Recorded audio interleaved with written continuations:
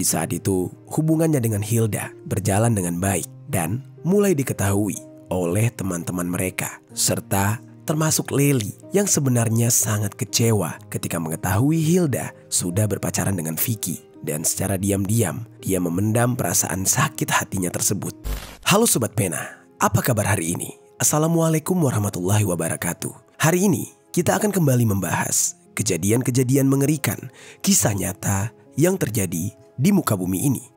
Kisah kali ini terjadi di Jakarta pada tahun 2022, mengungkap sebuah tragedi tentang seorang wanita penyuka sesama jenis yang dengan tega menghabisi seorang pria dengan menyewa 2 orang eksekutor bayaran. Aksi eksekusi keji ini dilakukan lantaran cemburu karena wanita yang disukainya berpacaran dengan pria tersebut. Sungguh cerita yang benar-benar rumit. Bagaimana cerita selengkapnya tentang kasus yang satu ini? Langsung saja kita bahas di Kata Pena.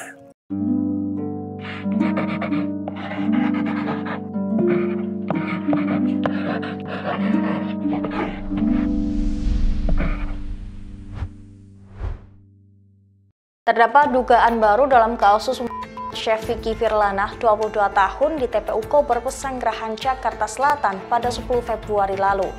Hilda Nurlangi, kekasih korban, diduga menjalin hubungan sesama jenis dengan Lely Malawi, otak dari. Namun Hilda membantah tegas tudingan tersebut. Sebelum kita mulai ke ceritanya, jangan lupa untuk subscribe channel ini dan bagikan video ini ke teman-teman kalian. Cerita ini dibuat berdasarkan berita yang sudah beredar dan diterbitkan oleh beberapa media publik yang aku sajikan dan aku rangkum dalam bentuk alur cerita. Kita mulai ceritanya. Hilda Nurlangi adalah seorang perempuan yang tinggal bersama sang ibu di Jakarta, tepatnya di Kampung Ulu Jami, Pesanggerahan, Jakarta Selatan. Sejak kecil, Hilda ini tumbuh menjadi gadis yang cantik dengan kepribadian yang anggun, meskipun kehidupannya berjalan dalam kesederhanaan.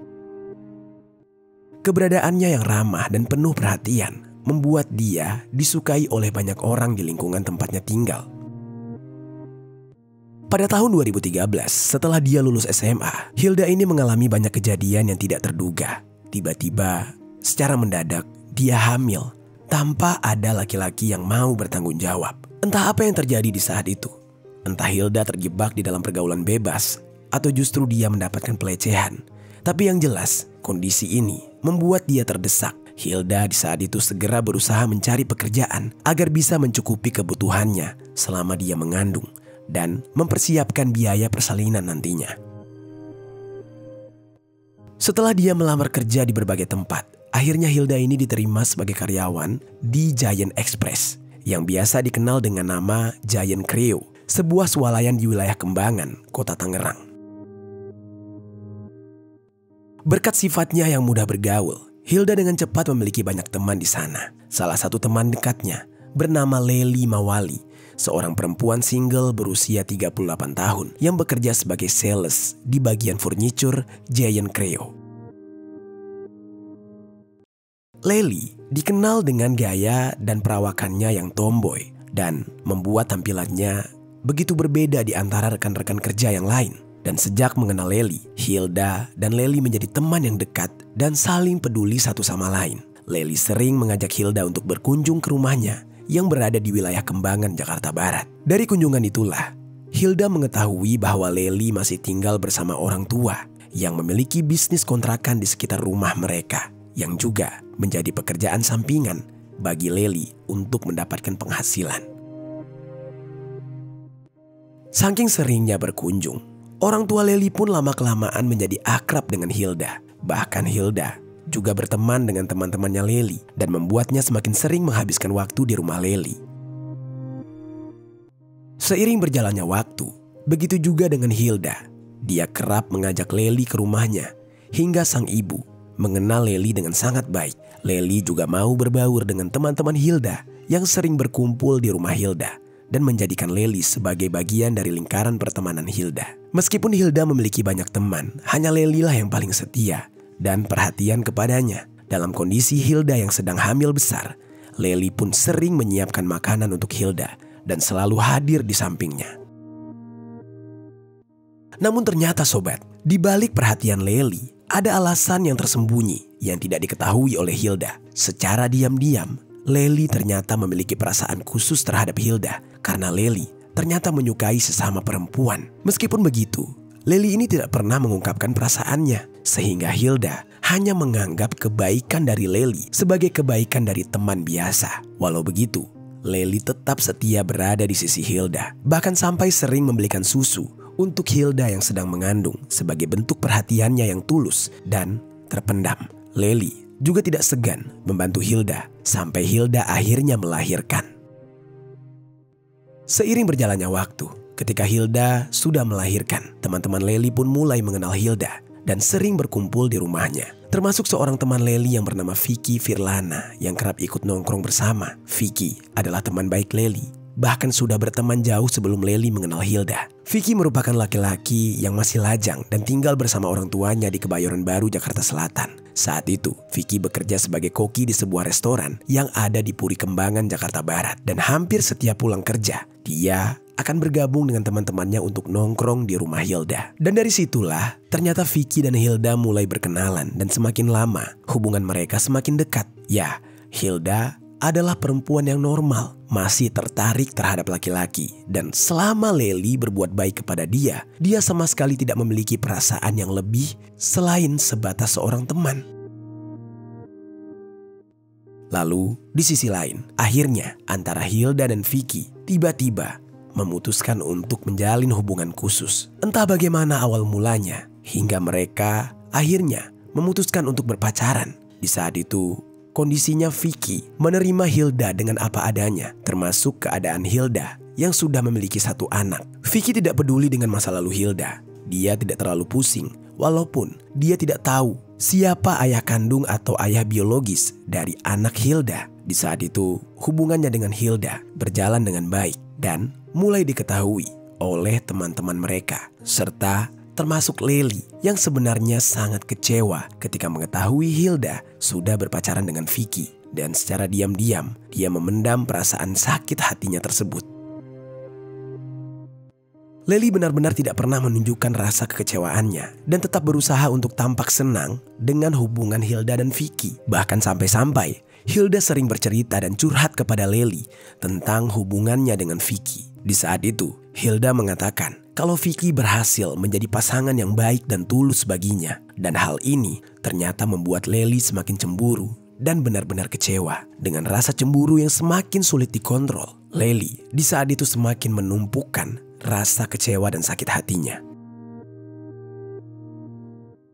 Namun di sisi lain, Lely sadar bahwa Hilda sangat serius berhubungan dengan Vicky, sehingga dia tetap berusaha menjaga sikapnya karena takut kehilangan Hilda sebagai teman jika Hilda mengetahui perasaan Lely yang sebenarnya. Sementara Hilda dan Vicky berpacaran, hubungan antara Hilda dan Lely berjalan dengan semestinya. Ibunya Hilda dan keluarganya turut senang melihat Hilda yang sekarang yang sudah memiliki pacar serta teman yang peduli kepadanya. Keluarga Hilda benar-benar mendukung anaknya karena Hilda akhirnya menemukan laki-laki yang cocok dan mau peduli dengan Hilda. Begitu juga dengan Vicky. Vicky menunjukkan rasa sayangnya yang tulus. Dia sering datang ke rumah Hilda bukan lagi untuk sekedar nongkrong, melainkan untuk bertemu Hilda secara personal. Dan Vicky selalu tahu cara menyenangkan hati Hilda, seperti memasak hidangan lezat untuk Hilda dan juga ibunya di rumah, serta membantu pekerjaan rumah ketika dia berada di rumah Hilda. Benar-benar seperti keluarga. Namun meskipun begitu,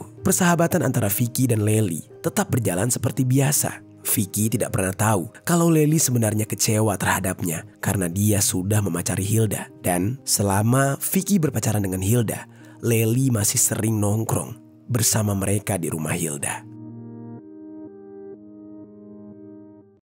Singkat cerita, pada tahun 2021, Vicky meminta bantuan kepada Lely yang sudah lama menjadi teman baiknya. Pada saat itu, Vicky mengalami masalah dengan motornya. Kebetulan sekali, dia sedang tidak memiliki uang yang cukup untuk memperbaiki motornya di bengkel. Mengetahui situasi tersebut, Vicky mencoba untuk meminta tolong kepada Lely agar mau meminjamkan motornya sebagai akomodasi sementara. Karena di saat itu, Lely ini merupakan anak orang yang berada. Dia punya motor dan juga mobil. Dan akhirnya, Lely pun berbaik hati meminjamkan motornya beserta STNK kepada Vicky. Vicky sangat berterima kasih kepada Lely dan langsung menggunakan motor tersebut setiap kali dia pergi. Setelah beberapa hari meminjam motor kepada Lely, Vicky tiba-tiba tertimpa sial karena tertilang akibat melanggar peraturan lalu lintas. Akibatnya, STNK motor Lely sampai ditahan oleh pihak kepolisian karena Vicky tidak mampu membayar denda tilang. Masalah semakin rumit saat motor Lely tiba-tiba mogok saat digunakan oleh Vicky. Saat mengetahui hal ini, Lely benar-benar kesal, terutama ketika dia mengetahui bahwa STNK motornya masih ditahan karena ditilang. Di saat itu, Lely menuntut kepada Vicky untuk bertanggung jawab dengan memperbaiki motornya dan menebus denda tilang. Namun Vicky di saat itu kebingungan karena dia tidak memiliki uang sepeser pun untuk menyelesaikan kedua masalah tersebut. Dia hanya bisa mengembalikan motor tersebut dalam kondisi rusak dan berjanji akan memperbaiki motor itu serta menebus STNK-nya. Jadilah Lely benar-benar kesal, bertambah semakin kesal kepada Vicky. Seiring berjalannya waktu, Vicky seolah tiba-tiba seperti melupakan janji-janjinya, melupakan tanggung jawabnya terhadap kendaraan yang sudah dia pinjam dari Lely. Dan hal ini membuat Lely benar-benar merasa bahwa Vicky tidak bertanggung jawab. Pertengkaran di antara mereka pun mulai muncul dan mengganggu keharmonisan di dalam lingkaran pertemanan antara Vicky dan Lely. Vicky dan Lely yang dulunya sangat akrab, kini mulai saling menjauh karena Vicky adalah pacar Hilda. Hilda tentu mendengar curhatan dari sang pacar dan memilih untuk berpihak kepada Vicky. Dan hal ini membuat Lely semakin murka dan marah. Dia tidak terima jika Hilda yang sudah direbut oleh Vicky juga harus menjauh darinya. Rasa kecewa di dalam hati Lely akhirnya berubah menjadi dendam, terutama kepada Vicky yang dianggapnya tidak bertanggung jawab dan merebut perhatian Hilda darinya. Di titik inilah Lely mulai merencanakan sesuatu yang sangat jahat, sebuah aksi balas dendam dan berpikir untuk menghabisi nyawa Vicky demi melampiaskan amarahnya. Singkat cerita, pada Januari tahun 2022, Lely di saat itu menemui salah satu temannya yang bernama Doni Ramadan. Lely mengajak Doni untuk menghabisi Vicky dengan cara berpura-pura melakukan pembegalan. Pada awalnya, Doni yang diajak untuk melakukan aksi kriminal seperti itu merasa ragu karena dia tidak berani. Tetapi setelah Lely menawarkan bayaran sebesar 2 juta rupiah, Doni tiba-tiba saja tergiur dan dia setuju dengan ajakan tersebut. Lely di saat itu berjanji akan membayar penuh setelah semuanya selesai. Namun, karena Doni tidak berani beraksi sendirian, dia mengusulkan untuk mengajak temannya yang lain, yaitu yang bernama Muhammad Yahya Lubis, yang akrab dipanggil Lubis, untuk membantu aksi mereka ini. Di saat itu, Lely dan Doni kemudian menemui Lubis dan menawarkannya bayaran sebesar 2 juta yang akan dibagi 2, dan Lubis setuju, tapi dengan syarat dia harus menerima uang muka terlebih dahulu sebesar 500.000 rupiah yang dibagi 2. Dengan sisanya akan diberikan setelah misi mereka selesai. Setelah merasa siap, mereka pun mulai menyusun rencana. Kebiasaan Vicky yang setiap pulang kerja dari wilayah Puri Kembangan, Jakarta Barat, selalu menuju ke rumah Hilda di Pesanggerahan, Jakarta Selatan, sebelum pulang ke rumahnya di Kebayoran Baru, Jakarta Selatan dengan mengendarai motor Yamaha Mio. Di saat itu, mereka mulai memahami rute harian Vicky. Mereka bertiga, termasuk Lely, mulai beraksi dengan menggunakan mobil bermerek Daihatsu Terios milik Lely. Mereka pun menunggu Vicky pulang kerja dan mulai membuntuti arah Vicky pulang yang selalu mengendarai motor sendirian. Mereka menunggu momen yang tepat di jalanan yang sepi untuk melancarkan aksi mereka. Namun, setelah mereka beberapa kali membuntuti Vicky, mereka cukup kesulitan untuk menemukan momen yang pas karena Vicky selalu memilih jalan utama yang ramai dengan orang dan jarang sekali mengambil jalur alternatif yang biasanya lebih sepi. Akibatnya, rencana mereka tertunda dan gagal beberapa kali dalam beberapa percobaan. Singkat cerita, beberapa hari kemudian, tepatnya tengah malam pada tanggal 10 Februari tahun 2022, Lely mengetahui bahwa Vicky sedang berada di rumah Hilda. Biasanya, Vicky akan pulang ke rumahnya menjelang subuh dengan melewati jalan setapak yang sepi di kawasan kuburan yang tidak jauh dari rumah Hilda. Menyadari inilah saat yang tepat, Lely berencana ingin menghabisi Vicky di area kuburan tersebut. Lely di saat itu, yang sedari tadi sudah membuntuti Vicky berjalan, segera keluar menggunakan mobilnya dan langsung menjemput Doni serta Lubis di rumah mereka masing-masing. Pada pukul 8.30 malam, mereka mulai bergerak menuju TPU Kober, kuburan yang sering dilalui Vicky saat pulang. Doni dan Lubis yang berperan sebagai eksekutor langsung turun dari mobil dan bersembunyi menunggu saat yang tepat ketika Vicky berjalan di area kuburan. Lalu sementara itu, Lely menunggu di dalam mobil yang terparkir di luar area kuburan. Setelah menunggu lama, Vicky akhirnya muncul mengendarai motornya sendiri. Doni dan Lubis secara tiba-tiba langsung menyergap Vicky. Tanpa basa-basi, Doni langsung mencekik Vicky yang masih di atas motor. Vicky yang kaget langsung terjatuh dan tergeletak di atas tanah. Dan Doni langsung segera sigap mencekik leher Vicky sekuat tenaga. Lalu Lubis pun mengeluarkan gunting yang sudah dipersiapkan. Masih dalam kondisi Doni yang mencekik Vicky, Lubis langsung menikamkan gunting tersebut ke area perut Vicky hingga Vicky tidak berdaya tergeletak di pinggir jalan setapak kuburan. Lalu setelah itu, Lubis pun mengangkat posisi motor Vicky yang terjatuh, sedangkan Doni masih mencekik Vicky sekuat tenaga untuk memastikan Vicky tidak bisa bernafas. Di saat itu, dia benar-benar menunggu saat-saat Vicky sakaratul maut dan tidak bergerak. Dan setelah memastikan bahwa Vicky benar-benar tidak bernyawa, barulah kemudian Doni mengambil tas ransel milik Vicky berserta helm yang ada di motornya. Lalu mereka berdua pun menaiki motor Vicky. Sebelum sempat berjalan, tiba-tiba Lubis turun kembali untuk mengambil handphone milik Vicky yang ada di kantongnya. Lalu mereka juga merampas beberapa barang berharga milik Vicky yang lain, termasuk dompet yang berisikan uang tunai 2 juta rupiah dan beberapa dokumen pribadi, serta handphone Oppo A37 milik Vicky. Lalu, dengan mengendarai motor milik Vicky, mereka segera menancap gas menuju ke mobil Lely yang sudah menunggu tidak jauh dari sana. Lalu dengan terburu-buru, Doni dan Lubis memberitahukan Lely bahwa misi mereka sudah berhasil. Di saat itu, mereka membiarkan jasad Vicky tergeletak bersimbah cairan merah dengan posisi perutnya yang robek akibat bacokan menggunakan gunting. Sontak di saat itu, Lely menyuruh mereka membawa motor Vicky, sementara dia sendiri mengemudikan mobilnya menuju ke rumah. Singkat cerita, sekitar pukul 3.30 subuh, mereka pun tiba di rumah Lely dan langsung membersihkan diri dan beristirahat setelah merasa aman dari aksi keji mereka tersebut.